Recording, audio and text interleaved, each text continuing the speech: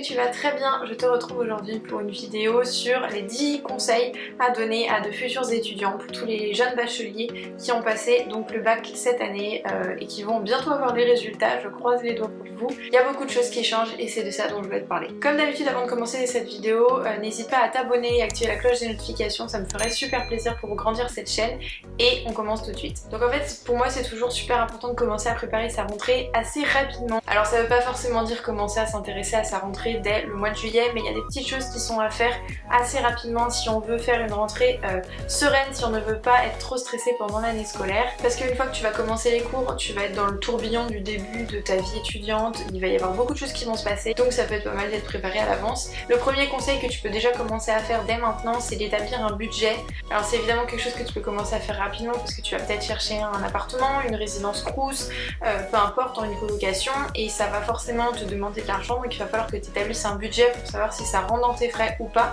Et ça c'est vraiment quelque chose qui est super important parce que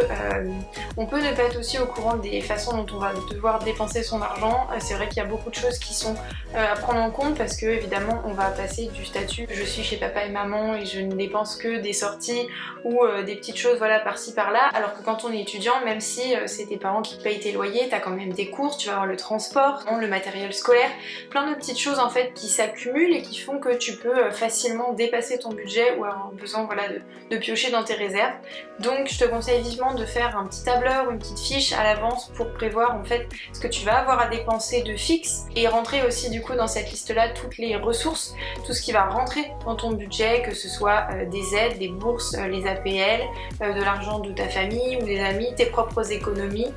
et un potentiel salaire si tu as un job étudiant ou des choses comme ça. Donc ça c'est vraiment la base à faire pour avoir une rentrée sereine et pour ne pas avoir trop de questions à se poser sur l'aspect financier, parce que c'est vrai que c'est une part qui est assez peu agréable en fait. Deuxième chose, et ça rentre aussi avec le budget, c'est de préparer correctement sa rentrée en termes de fournitures scolaires et de matériel pour suivre les cours.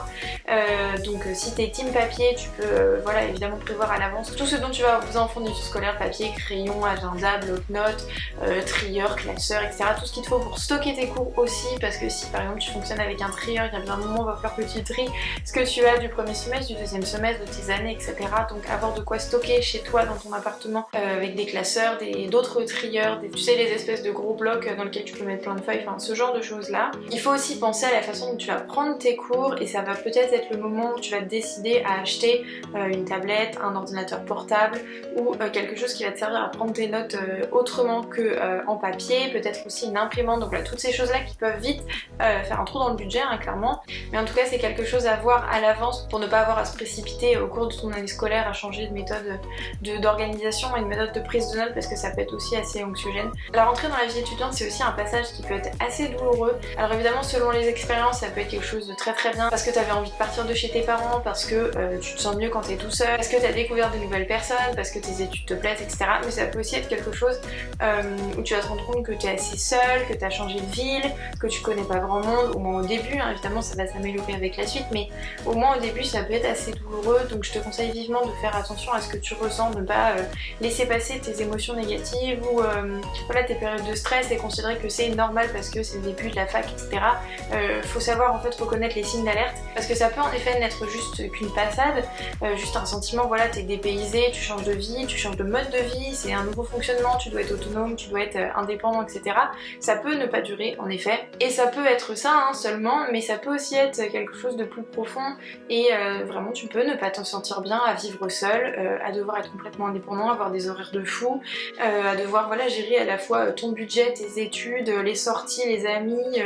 les potentiels stages, etc., les jobs d'été et les jobs de l'année. Ça peut faire beaucoup, donc il faut vraiment pas que ça passe à la trappe, donc essaye d'en parler si ça va pas. Quelque chose je trouve qui passe beaucoup à la trappe quand on parle de la vie étudiante et tout ce qui concerne la nourriture, le fait de se nourrir correctement. Alors je sais, j'en ai déjà parlé je crois dans une autre vidéo, mais le cliché des étudiants c'est les étudiants qui bouffent que des pâtes ou qui vont au McDo, et on dit souvent oui c'est pas équilibré, c'est pas sain, etc. Non, il n'y a rien de malsain là-dedans. Le seul point que je trouve un peu embêtant quand on fait ce genre de choses, et souvent c'est parce qu'on n'a pas le choix, ou que ce soit financier, ou parce qu'on n'a pas le temps, on n'a pas envie de faire des recettes compliquées, c'est que ça peut vite être rébarbatif, et c'est surtout la variété qui est importante, je trouve. C'est-à-dire changer de plat, changer de type d'aliment, etc. pour ne pas s'habituer à ce qu'on mange et que ça ait plus spécialement de goût, qu'on soit plus forcément attiré par ce qu'on mange. Puis aussi savoir, se dire je vais cuisiner à l'avance, comme ça j'aurai des repas déjà faits, avoir le temps de préparer le soir, parce que si tu finis à 20h, t'as pas forcément envie de te préparer un couscous à 20h, enfin là-dessus rien d'inquiétant. Mais du coup, si tu peux essayer soit de préparer à l'avance des plats, par exemple faire du binge cooking, ou je sais plus comment ça s'appelle, batch cooking, le dimanche après-midi, comme ça tu prépares tes repas pour la semaine et t'as déjà pour tes midis au lieu d'aller acheter des sandwichs ou des choses comme ça. Mais tu peux aussi simplement le soir quand tu te prépares à manger faire un deuxième plat, en tout cas doubler les portions pour faire un plat pour le lendemain midi ou le surlendemain. Comme ça t'as un repas déjà prêt, t'as pas à t'en soucier à chaque fois. Et du coup je te conseille aussi, si tu peux préparer un petit peu à l'avance, que tu sais par exemple que tu es dans des études où tu vas pas forcément avoir le temps de cuisiner des plats assez élaborés tous les soirs, si tu es en passe, si tu es en prépa, si tu as beaucoup de transport aussi entre ton lieu d'études et chez toi. Dans ce cas là, essaye de préparer à l'avance, même là pendant les vacances d'été, une liste, un tableur, peu importe, avec plein d'idées de recettes et les aliments qu'il te faut pour chaque recette. Comme ça, une fois que tu es devant ta liste de courses et que tu dois remplir ce que tu dois acheter, que tu fasses un drive ou que tu ailles directement au magasin, tu sais exactement ce dont tu as besoin, ce qui permet de faire les recettes que tu as envie de manger, et tu pioches dans les recettes tout simplement. Tu peux te faire une petite liste comme ça de peut-être 30-40 recettes pour pouvoir changer, même pour le matin ça peut être utile aussi au lieu de manger toujours la même chose. Il y a quelque chose aussi dont je trouve qu'on ne parle pas assez dans la vie étudiante et dans les problèmes que peuvent rencontrer les étudiants lors de leur première année surtout, c'est de s'approprier son chez-soi, c'est dur à dire, c'est-à-dire simplement le fait de se sentir bien là où on est, parce que on est beaucoup, je pense, à quitter le foyer familial pour aller s'installer ailleurs. C'est super important de se sentir bien là où on est, d'avoir envie de travailler, d'étudier là où on est et pas forcément d'avoir besoin d'aller ailleurs parce que notre chez nous n'est pas vraiment à la hauteur de ce qu'on attendait, ou c'est pas confortable, c'est pas chaud, il n'y a pas de lumière, ce genre de choses. Pour s'approprier son chez-soi, il y a quelques petites choses qui peuvent être mises en place. Déjà il faut, je trouve, ramener des éléments de déco ou des éléments qui nous font nous sentir bien. Ça peut être des photos, un calendrier avec des photos, des petites guirlandes lumineuses, des bougies pour une ambiance un peu sympa. Il faut aussi que tu aies un bureau, un endroit où tu puisses travailler, que ce soit juste une table de tréteau et puis une planche, ou un vrai bureau avec des tiroirs, des choses comme ça, pour que tu puisses travailler sereinement et que tu aies vraiment un espace dédié au travail, ne pas avoir à bouger tout le temps tes affaires, par exemple de ta table de cuisine à ton bureau. Ça peut être quelque chose qui peut être super pratique. Et puis organiser son bureau de façon à ce qu'on ait envie d'y rester, une chaise confortable, un point de lumière évidemment, on en avait déjà parlé dans une autre vidéo, je te la mettrai dans le petit si j'y pense, mais c'est super important d'avoir un espace de travail qui est aéré, qui est confortable, dans lequel on a envie de travailler, sinon on va être tenté de ne pas le faire, de travailler dans son lit, ce qui est très mauvais pour le dos et ce qui n'aide pas, je trouve, à la concentration. Alors que quand tu as un bureau qui est bien rangé, qui est organisé, dans lequel tu peux trouver tout à portée de main, ça fait tout de suite plus envie de travailler et donc ça peut vraiment t'aider à te sentir chez toi. Autre conseil qui concerne cette fois-ci la vie étudiante de manière générale, c'est de profiter et savoir profiter des avantages que l'on a quand on est étudiant. Tu dois le savoir, il y a beaucoup d'avantages sur plein de points culturels et financiers. Avec la carte étudiante ou un certificat de scolarité, tu as accès à plein de choses au niveau culturel, au niveau financier, dans plein de domaines. Tu peux avoir des réductions sur des musées, des réductions sur des spectacles, des concerts, des festivals, etc.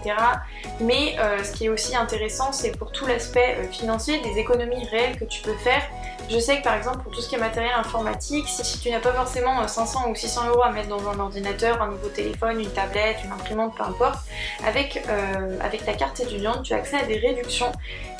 notamment via Unidays. Je te mettrai le lien en barre d'infos. Tu peux t'inscrire une fois que tu es inscrit dans ton université ou dans les études que tu fais, dans ta prépa, etc. Tu as une adresse mail en fait universitaire ou étudiante.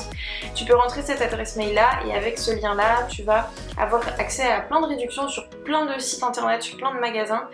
chez Boulanger, à la Fnac, chez Apple aussi où tu as moins 10% sur les produits Apple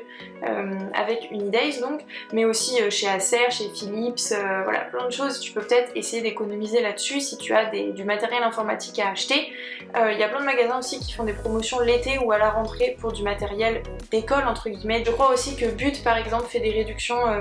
soit pour les jeunes bacheliers, soit pour les nouveaux étudiants avec des bons d'achat si tu achètes du matériel scolaire ou des outils pour le bureau, ou un bureau, une chaise de bureau, des rangements, etc.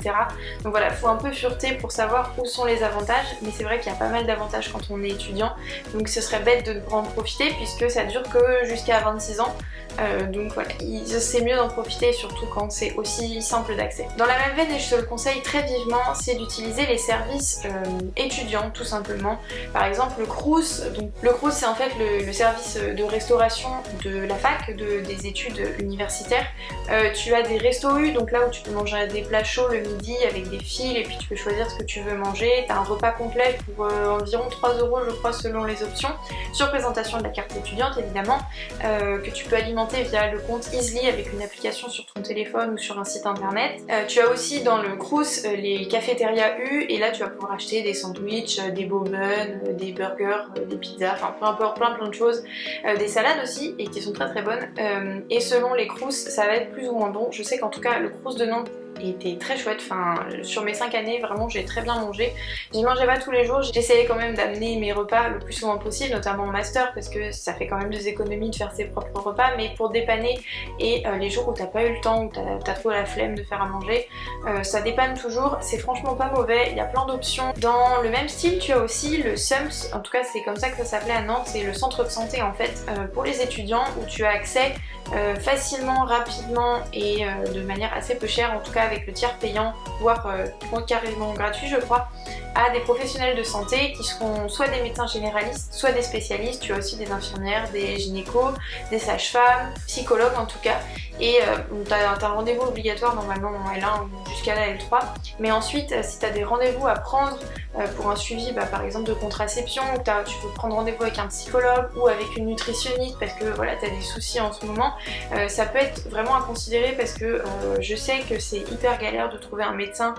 traitant ou un médecin à consulter comme ça dans l'urgence dans les grandes villes parce qu'ils prennent pas de nouveaux clients, donc là pour le coup c'est vraiment super bien. Autre conseil qui concerne aussi cette fois-ci l'appartement, c'est de ne pas trop l'encombrer, de ne pas faire l'erreur de trop apporter de choses. Ça c'est une erreur que j'ai fait, hein. J'ai quasiment transbordé toute ma chambre chez mes parents jusqu'à mon appartement et je me suis retrouvée avec des choses qui étaient absolument inutiles, des choses que j'avais en trop parce que j'avais racheté, enfin en tout cas s'il y a une chose qui est sûre, c'est qu'il faut pas trop apporter de choses parce qu'on va vite s'y perdre. Déjà que l'espace est petit, ça sert à rien d'avoir à peu près toute sa maison dans sa chambre, donc je te conseille de faire vraiment attention à ce que tu emportes et à emporter vraiment l'essentiel qui te permet de vivre correctement, suffisamment de vêtements, un petit peu de déco, de la vaisselle,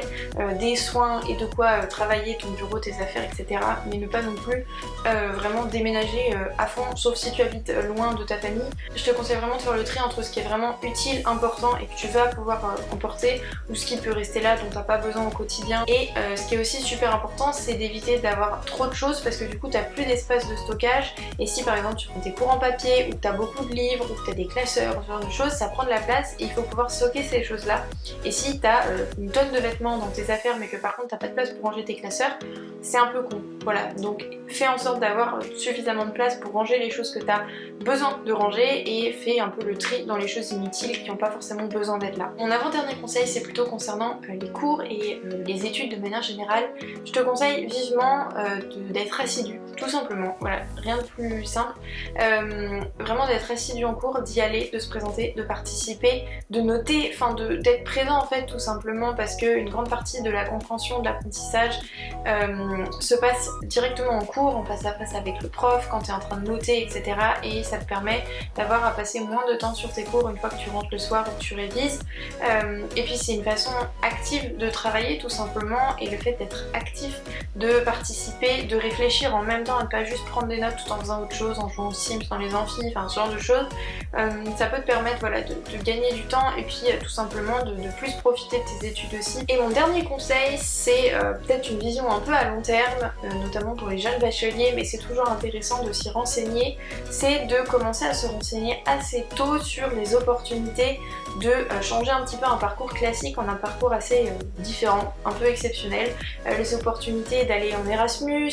de faire des partenariat avec d'autres universités ou d'autres études, les concours que tu peux passer aussi, te renseigner sur les passerelles qui existent si jamais tu veux plutôt te diriger vers une autre formation, si tu veux changer de concours. Il y a plein de choses en fait que tu peux faire pour un peu améliorer ton parcours et puis faire des choses qui t'intéressent vraiment. Et il faut se renseigner assez tôt aussi parce que par exemple pour les dossiers Erasmus, il faut avoir un certain niveau pour aller dans tel ou tel pays, et si le pays que tu vises